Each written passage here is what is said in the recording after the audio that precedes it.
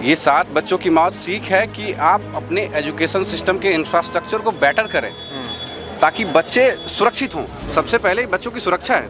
अगर उनका भविष्य वहीं अगर समाप्त हो जाएगा तो फिर हम अपने भारत को कैसे कह सकते हैं कि विश्व गुरु बन पाएगा उन भविष्य जो मतलब पहले ही दब गए हैं। जितना इस गवर्नमेंट में किसान रोया है, स्टूडेंट्स रोए हैं, मजदूर वर्ग रोया, ऐसा तो किसी गवर्नमेंट में नहीं हुआ। कुर्सियाँ टूटी हुई हैं, पढ़ाई लिखाई कुछ नहीं है, तो बच्चे क्या करेंगे? कुछ भी नहीं कर सकते बच्चे। इतने रेल हादसे हो रहे हैं, हवाई हादसे हो रहे हैं, जानबूझ के कर रहे हैं। जो ऑलरेडी छत बनी हुई है ना स्कूलों की, वो खुद ही गिरा रहे हैं ये। हाल ही में राजस्थान के झालवाड़ा जिले में एक प्राथमिक स्कूल की छत गिर गई और उस स्कूल की छत के नीचे 7 बच्चों की दर्दनाक मौत हो जाती है। अपने आप में कहीं ना कहीं ये सवाल सरकारों पर खड़ा होता है कि जो सरकारें स्कूल जैसी बुनियादी सुविधा, शिक्षा जैसी बुनियादी सुविधा अगर बच्चों को नहीं दे पाती तो फिर उन सरकारों के होने का मतलब क्या है। आज मैं दिल्ली में हूँ और दिल्ली के कॉन्स्टिट्यूशन क्लब से आज मैं देश के युवाओं की बात उन सरकारों को सुनाना चाहता हूँ। क्या नाम है आपका? मेरा नाम आदित्य कुमार है। आदित्य जी, अभी जो घटना हुई है जी बिल्कुल, राजस्थान में झालवाड़ा में एक स्कूल की छत गिरी और 7 बच्चों की मौत हुई। क्या ऐसे ही इंडिया बढ़ेगा? क्या ऐसे इंडिया बढ़ेगा? बिल्कुल ऐसे में तो बिल्कुल इंडिया नहीं बढ़ेगा। ज़रूरी है कि सरकार को इन्हेंस करने का, एजुकेशन सिस्टम को इन्हेंस करने का प्रैक्टिकल होना चाहिए। आप थ्योरी बेस्ड पे कब तक चलेंगे? और सिस्टम में काफ़ी कमियां हैं। वही कारण है कि आप जो जर्जर बिल्डिंगें हो गई थी उसमें आप क्लास चला रहे थे और छोटे छोटे बच्चे पढ़ रहे थे। वो जो दर्दनाक हादसा हुआ यह बेहद निंदनीय है और सरकार को चाहिए कि इसके प्रति काम करे कि सही सुरक्षा के साथ सही पढ़ाई होगी। जब स्टूडेंट और विद्यार्थी, छोटे छोटे बच्चे सुरक्षित ही नहीं रहेंगे तो क्या पढ़ पाएंगे। इसके साथ साथ ये राजस्थान की बात नहीं है, ये हालत पूरे देश में है। कमोबेश ये हालत पूरे देश में है। तो राजस्थान सरकार के साथ साथ अन्य सरकार भी, अन्य राज्य की सरकार भी और जो भी केंद्र शासित प्रदेश की सरकारें हैं इस पे ध्यान देना चाहिए। ये सीख है, ये 7 बच्चों की मौत सीख है कि आप अपने एजुकेशन सिस्टम के इंफ्रास्ट्रक्चर को बेटर करें ताकि बच्चे सुरक्षित हों। सबसे पहले बच्चों की सुरक्षा है। और जो मध्याह्न भोजन जो मिलता है उसमें भी इम्प्रूवमेंट होना चाहिए। आप कुछ भी बच्चे को पानी और चावल खिला दे रहे हैं, इसका कोई मतलब नहीं है। तो आप ले तो रहे हैं, उस पर पैसे तो ले रहे हैं, कह रहे हैं कि हम एजुकेशन पे खर्च कर रहे हैं, बच्चों को खाना खिला रहे हैं, लेकिन उसमें क्वालिटी क्या है भाई? अच्छे खाएंगे तो अच्छे दिमाग आएंगे उनके पास, अच्छे माइंड होंगे, अच्छे सोच पाएंगे। आप खिलाओगे कचरा तो बनेगा भी वो कचरा। सीधा सीधा सवाल है। सर, मैं पहले तो उन बच्चों को पीड़ा व्यक्त करना चाहूँगा जिनकी छत गिरने से मौत हो गई। उनके प्रति मेरी संवेदनाएं हैं और भगवान उनको अपने चरणों में उनकी आत्मा को शांति दे और स्थान दे। और सर, जैसे आप ये सवाल मेरे से पूछा है कि ऐसे ही मतलब बिना शिक्षा के क्या विश्व गुरु बन सकता भारत, तो देखिए शिक्षा एक अहम भूमिका निभाता है किसी भी देश को विश्व गुरु बनाने में। तो आज अगर हमारा देश विश्व गुरु अगर बनने जा रहा है तो उसमें एक शिक्षा अपनी अहम भूमिका निभाएगी। यदि ऐसे ही चलता रहा तो हमारे देश के युवा, जो कि भविष्य कहे जाते हैं आने वाले भारत के, अगर उनका भविष्य वहीं अगर समाप्त हो जाएगा तो फिर हम अपने भारत को कैसे कह सकते हैं कि विश्व गुरु बन पाएगा उन भविष्य जो मतलब पहले ही दब गए हैं, क्योंकि वही भारत का भविष्य है और वही भारत को विश्व गुरु बना सकते हैं। तो सर, मेरे को नहीं लगता कि बिना शिक्षा के हमारा देश विश्व गुरु बन सकता है और सरकार को इसमें काम भी करना चाहिए और इंफ्रास्ट्रक्चर जो मतलब जर्जर होते जा रहे हैं उनको नया स्ट्रक्चर देना चाहिए और डिजिटलाइज स्ट्रक्चर देना चाहिए। क्योंकि हम जब बात करते हैं कि इंडिया 2015 में अपना सपना लेके आया था कि भारत जो है एक डिजिटल इंडिया कहलाएगा, तो आज भी जब हम लोग देखते हैं अपने गांव की स्कूल में तो ना तो कोई डिजिटल बोर्ड है, ना तो कोई डिजिटल प्रोजेक्टर्स हैं। तो ऐसे नहीं कह सकते कि हमारा देश डिजिटल इंडिया बन चुका है पूरी तरह से। तो इसलिए इन सब पे सरकार को काम करना चाहिए और मैं सरकार से ये अपील करूँगा कि ऐसे आगे घटनाएँ ना हो और उनके लिए मैं बस यही अपील करना चाहता हूँ। क्या ऐसा हर बार घटनाएं होंगी तभी सरकार सीख लेगी कोई? उससे पहले कोई सीख क्यों नहीं लेता?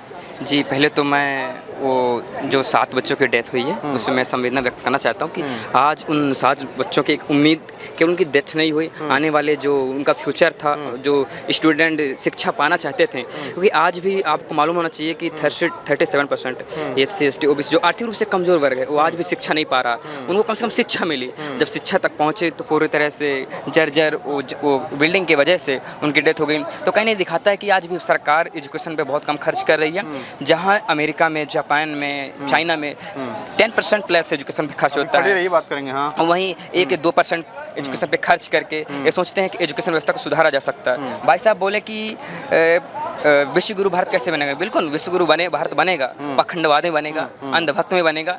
लेकिन यदि आप एजुकेशन के माध्यम से करना चाहते हैं तो आपको जो खर्च अपने व्यक्तिगत खर्चे पे आप पैसा खर्च करना चाहते हैं वो एजुकेशन पे दें। और स्वाभाविक सी बात है, जब जो गवर्नमेंट होती है उस गवर्नमेंट में पढ़े लिखे लोग होना चाहिए। और आज भी कोई भी डाटा निकाल लीजिए बीजेपी में, चाहे कैबिनेट मिनिस्टर्स हों या फिर आपके जो भी नेता हों, वो पॉलिसीज वगैरह कौन बनाता है। इसके पहले कोई भी यदि ब्यूरोक्रेट्स होगा तो ब्यूरोक्रेट्स उनकी नहीं सुनते हैं, वो पूरी तरह से अपना मनमाना करते हैं। चाहे कोई भी होता है, जैसे कि कोई भी कमजोर वर्ग होना चाहिए तो उनको उनका अधिकार देना चाहिए। तो पूरी तरह से कहीं ना कहीं पूरा तरह से खोखलापन है, जो कि ये सरकार की कमजोरी है, इस पर सुधार करना चाहिए। मेरा सवाल ये है, आपने बात की, पाखंडवाद की। जब लोग या जनता धर्म के नाम पर वोट दे, जाति के नाम पर वोट दे, वो शिक्षा के नाम पर वोट ना दे, वो स्वास्थ्य के नाम पर वोट ना दे, वो बुनियादी सुविधाओं के नाम पर वोट ना दे, तब कैसे पाते हैं? जी, बहुत अच्छा सवाल किया आपने। लेकिन ये है कि देश का जो हर एक व्यक्ति है वो हर एक नेता तक पहुंच नहीं सकता है ना। वो हर एक मतलब ऐसा है कि मीडिया उसको जो दिखाएगी है ना, उसकी खबर वहीं तक पहुंच पाएगी। ठीक है, तो आज जो देश का सोशल मीडिया है ना, खासकर जो सरकारी मीडिया वो पूरी तरह से बिक चुका है। और मेरे को नहीं पता कि कौन सा मीडिया बिक चुका है, नहीं पता, लेकिन सबको मालूम है। लेकिन देश का देश की राजनीति क्या है, जो हकीकत की राजनीति है, उसके पर्दे के पीछे क्या राजनीति है, वो आम जनता को नहीं दिखाया जाता। केवल आम जनता को स्वीट पॉइजन के माध्यम से वही दिखाया जाता है जो देखना चाहती है। और आज स्टूडेंट इतना बोल नहीं सकता, यदि बोलता है तो उसको जेल कर दी जाती है। और यदि कहीं भी आवाज़ उठाता है तो उसको यूनिवर्सिटी से निष्कासित कर दिया जाता है। तो जैसे स्टूडेंट और किसानों को बोलती बंद की जा रही है, तो मेरे को तो ऐसा लगता है कि हाँ, कांग्रेस में भले कमियाँ रही होंगी, लेकिन जितना इस गवर्नमेंट में किसान रोया है, स्टूडेंट्स रोए हैं, मजदूर वर्ग रोया, ऐसा तो किसी गवर्नमेंट में नहीं हुआ। आगे आप क्या फ्यूचर देख रहे हैं कि हमारा जो नौजवान है, हमारे देश की जनता है, वो जनता को असल मुद्दों की समझ आएगी, या लगातार जनता जाति, धर्म, हिंदू मुसलमान के नाम पर वोट देता रहेगी? मुझे जहाँ तक ऐसा लग रहा है कि फर्स्ट बात तो जो अपने गवर्नमेंट है वो पूरी तरह से इंडिपेंडेंट स्वतंत्र रूप से बोलने का मौका दे। यदि जिस दिन स्वतंत्र रूप से बोलने का मौका दे दिया, जिस दिन लोगों को हक अधिकार को लड़ने का उनको अवसर मिल गया, तो उस दिन हर एक युवा, किसान, मजदूर अपने अधिकार स्वयं अपने आप सरकार से छीन लेगा। इसकी कोई जरूरत नहीं होगी। जी, आप क्या करते हैं वैसे? जी, मैं मास्टर कर रहा हूँ इंटरनेशनल पॉलिटिक्स में JNU से। जेल से पॉलिटिक्स की जब हम बात करते हैं तो हम कहीं ना कहीं ये पाते हैं कि आज का जो दौर है, जिस तरीके से राजनीतिक स्वच्छता की बात होती थी, पंडित नेहरू के ज़माने में होती, लाल बहादुर शास्त्री के ज़माने में होती थी, क्या राजनीतिक स्वच्छता आज आप देखते हैं आज के वातावरण में, आज के माहौल में? जी, पंडित जवाहरलाल नेहरू जी के कार्यकाल में, कांग्रेस के कार्यकाल में जैसे एजुकेशन को बढ़ावा दिया गया, चाहे वो IITs हों, चाहे यूनिवर्सिटीज़ हों, चाहे JNU लाइक 1969 में बनी, तो इसके पहले सभी विश्वविद्यालय हैं और एजुकेशन से रिलेटेड सभी जो इंस्टीट्यूट्स हैं सबको बनाया गया। और आज उसी इंस्टीट्यूट्स को बेचा जा रहा है और आपके सामने एविडेंसेस, सारी एविडेंसेस हैं। तो मुझे ऐसा नहीं लगा कि जो आज की गवर्नमेंट कोई इंस्टीट्यूट्स बनाती भी है तो केवल अपना प्राइवेट इंस्टीट्यूट बना कर रख जाती है। तो बच्चों को जब मरेंगे तो जो बच्चे मर रहे हैं उनको सरकार को सोचना चाहिए कि बच्चे कैसे मर रहे हैं। उनको पूरा सहयोग हमें देना चाहिए, सरकार को भी, और जो सरकार है जो हमारी, उनको भी देना चाहिए। आप स्कूल शिक्षा जो चल रही है, सरकारी स्कूलों में शिक्षा चल रही है, उसके बारे में क्या मानती है? वो किस हद तक सही है, किस हद तक अच्छी दी जा रही है? सही क्या है, बहुत ऐसे सरकारी स्कूल हैं जो टीचर अपना काम कर रही हैं, बैठी हुई हैं आराम से, बच्चे खेल कूद रहे हैं, कोई पढ़ाई नहीं है। सरकारी स्कूल बहुत ऐसे हैं कि कुछ भी काम नहीं हो रहा, बच्चे बेचारे इधर उधर घूमते रहते हैं, टीचरें आ रही हैं, बैठी हुई हैं, गपशप मार रही हैं, बच्चों को कोई और नहीं है कि हम पढ़ा रहे हैं, लिखा रहे हैं। तो इसके वजह से बच्चे हमारे बहुत पीछे हैं, पढ़ाई लिखाई नहीं हो पाएगी।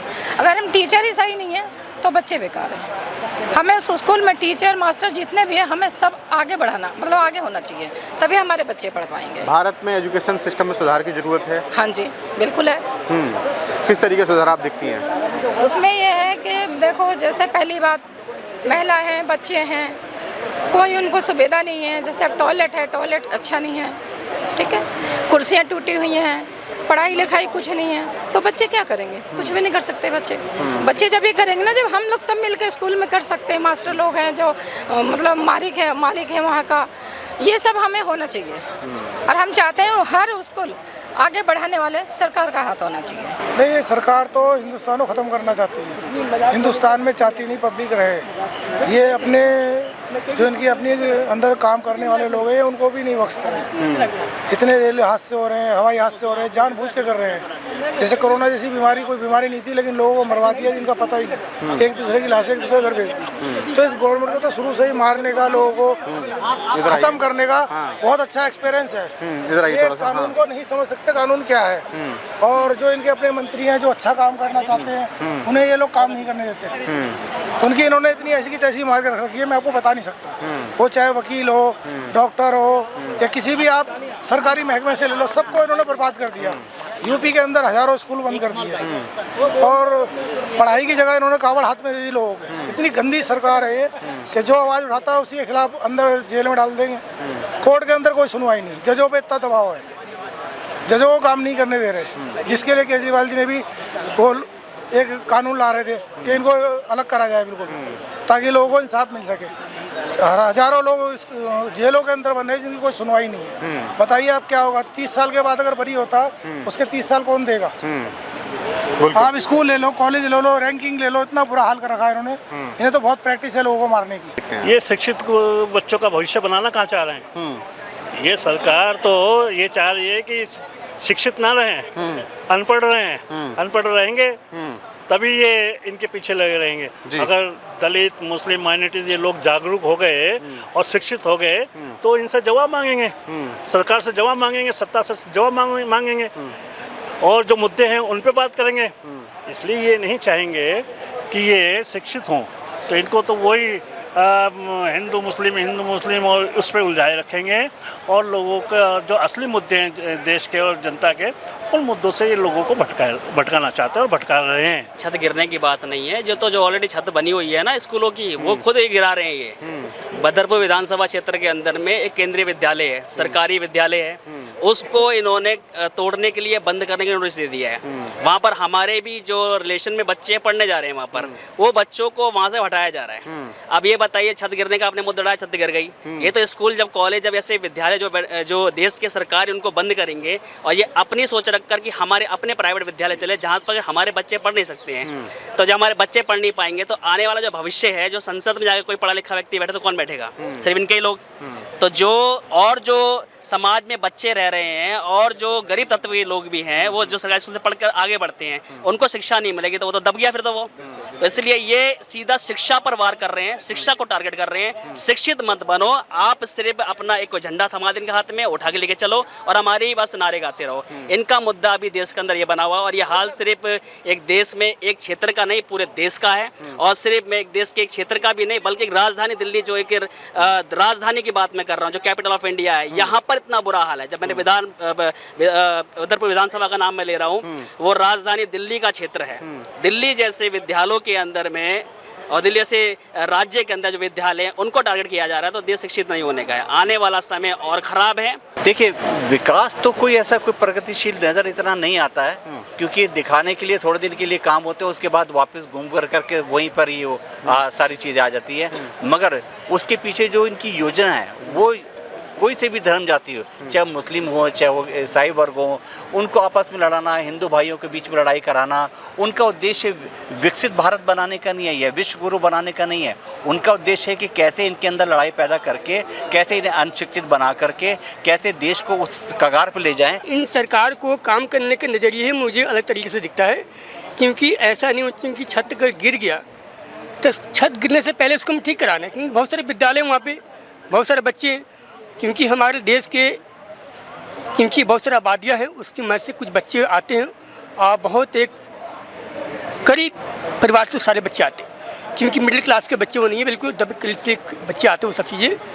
तो मेरे कहना में यही है कि सरकार से कि देश को मजाक न बनाए, क्योंकि सही तरह से देश को चलाए, क्योंकि विद्यालय इस तरह से नहीं चलता है, विद्यालय बड़ी महत्वपूर्ण तरीके से चलाई जाती है। तो मेरी सरकार से रिक्वेस्ट है कि जहाँ कोई भी इनके सरकार है, केंद्र में हो, राज्य हों, सही तरीके से काम करें, और अगर सही तरह नहीं करते हैं तो कोई तरीका नहीं करने के लिए कि अगले बार हम आपको वोट नहीं कर पाएंगे हम सब। उनको इन चीज़ों से कोई मतलब नहीं है कि भाई स्कूल में छतें सही है नहीं या फिर उसके रख रखाव कैसा है, क्योंकि प्रशासन को इन्होंने अपने अधीन में कर लिया है। चाहे वो अपनी ये जो अभी सरकार आई है वहाँ पे उन्होंने सब प्रशासन को अपने कामों के लिए लगा लिया, अपने एजेंडे के लिए, कि वो कैसे लोग उनके साथ जुड़े रहें उनके एजेंडे के साथ जुड़ा रहे।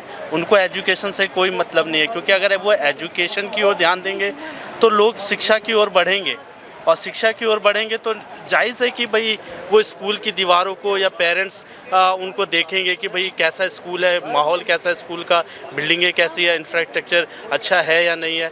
अगर उन चीज़ों को वो ध्यान देंगे तो पेरेंट्स उस ओर ज़्यादा बढ़ेंगे और उनके एजेंडे जो हैं पीछे रह जाएंगे। तो कारण यही है कि मेन मुद्दा ये है कि भाई वो अपने एजेंडे को लोगों के घर घर में वो टारगेट ये कर रहे हैं कि छोटे जो लोग हैं, जो अनपढ़ लोग हैं, हम देखते हैं राजस्थान में शिक्षा का बहुत ज़्यादा कमी है, और इस कमी को उन्होंने देखते हुए उनको टारगेट किया है कि भाई इनको छतें गिर जाए तो उनको थोड़ा सा मुआवजा दे दिया जाए अपने पैसों के बल पे। जो फंडिंग उनको जो हम देख रहे हैं कि फंडिंग का जो मुद्दा है सुप्रीम कोर्ट में भी चल रहा है, और जैसे कि इन्होंने एक पाइपलाइन बना लिया है कि भाई हम इस तरीके से फंडिंग करेंगे तो वो हमारे लिए लाभदायक होगा, और हम उसके ऊपर ज़्यादा ध्यान ना दे के जो है हम अपने एजेंडे को आगे बढ़ाएंगे। तो इस कारण से हम देखते हैं कि वहाँ पे जो है लोग इस ओर ध्यान ज़्यादा दे नहीं रहे, सरकारें भी ध्यान नहीं दे रही, क्योंकि प्रॉब्लम यह है कि वहाँ पे लोग सबसे कम लोग जो हैं शिक्षित हैं, और शिक्षा का ये अभाव के कारण ही है जो सरकारें उसका लाभ जो है वो उठा रही है इस तरीके से। सरकार अपने आप को ज़्यादा मजबूत कर रही है, छोटे लोगों को जो अनपढ़ हैं उनको अपने इन्फ्लुएंस में ले रही है, अपने लाभ के लिए उनका उपयोग कर रही है, उनको रैलियों में ज़्यादा इन्वॉल्व कर दे रहे हैं या फिर उनका ध्यान भटका दे रहे हैं जाति को लेकर।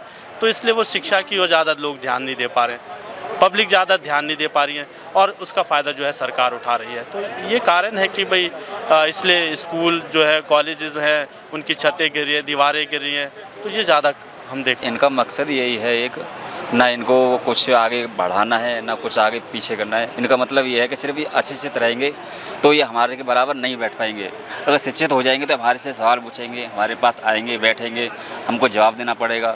अगर जवाब देंगे तो हमें ये इनका सारे काम करने पड़ेंगे। अगर इनको अशिक्षित रखेंगे तो इनको कुछ नहीं है, सिर्फ इनको भंडारे में बाँटो, तीर्थ यात्रा में बाँटो, इनको बेरोजगार रखना है। इनका कहने का मतलब ये है। लोगों का मानना यही है कि देश में अगर सरकारें बुनियादी सुविधाएं नहीं दे पाती, देश में सरकारें स्वास्थ्य, शिक्षा, रोटी, कपड़ा, मकान की सुविधाएं नहीं दे पाती, तो फिर सरकारों का कोई मतलब रह नहीं जाता। इसलिए सरकारों को चाहिए कि तमाम लोगों का ध्यान अन्य मुद्दों पर भटकाने की बजाय सरकार बुनियादी सुविधाओं को तरफ ध्यान दे, और उन बुनियादी सुविधाओं के अभाव में अगर बच्चे मारे जाएं, अगर एजुकेशन का स्तर गिर जाए तो कहीं ना कहीं देश के लिए बेहद दुर्भाग्यपूर्ण और चिंताजनक है।